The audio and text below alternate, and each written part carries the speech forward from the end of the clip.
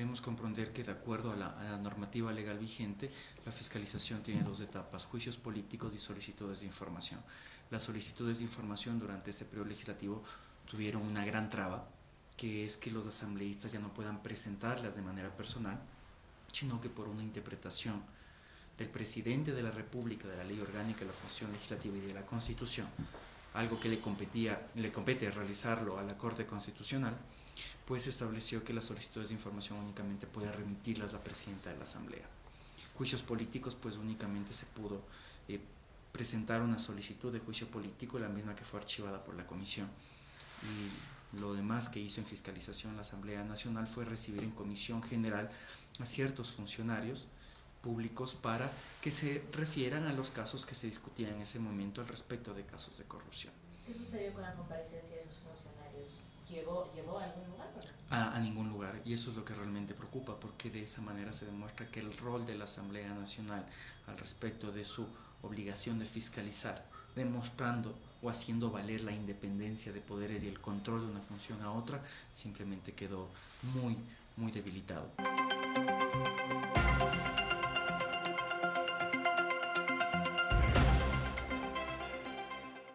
Si es que los asambleístas hubieran podido fiscalizar como manda la Ley Orgánica de la Función Legislativa, tal vez este caso no habría sucedido. Lo mismo sucede con Gastón Dusac, lo mismo sucede con el primo del presidente de la República, Pedro Delgado, que lo único que se hizo fue, en su debido momento, el presidente de las comisiones de fiscalización llamaba a los funcionarios a que se refieran al caso.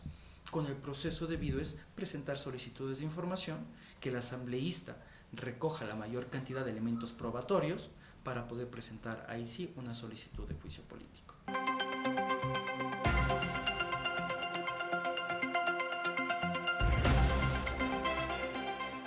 Bueno, en este caso es una pena cómo la fiscalización ha comenzado a convertirse en un show mediático, que únicamente se comienza a investigar o se elevan los temas cuando aparecen en los medios de comunicación tradicionales.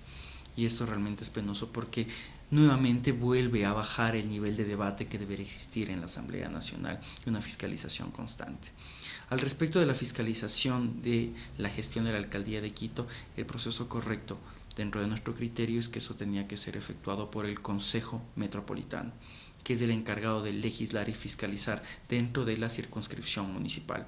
Tal vez la Asamblea Nacional trató de aumentar la cantidad de puntos de discusión o de focos de discusión para que el debate se diluya y que de esta manera dentro del conciencia colectivo se pierda el tema de vista, ¿no?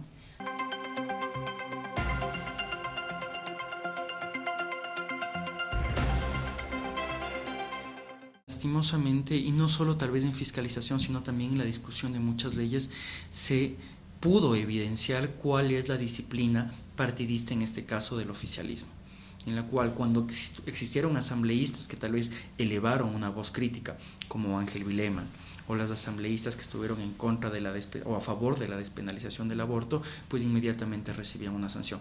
Y asambleístas como el asambleísta Viteri, que se atrevió a fiscalizar, pues inmediatamente ya recibió el rechazo por parte de sus compañeros de movimiento político. Creo que eso pone en evidencia tal vez el hecho de que no solo no tenemos independencia, una clara independencia de la función legislativa por parte del Ejecutivo, sino que también nos hemos olvidado que los ciudadanos elegimos a los asambleístas para que nos representen. No elegimos únicamente al movimiento político.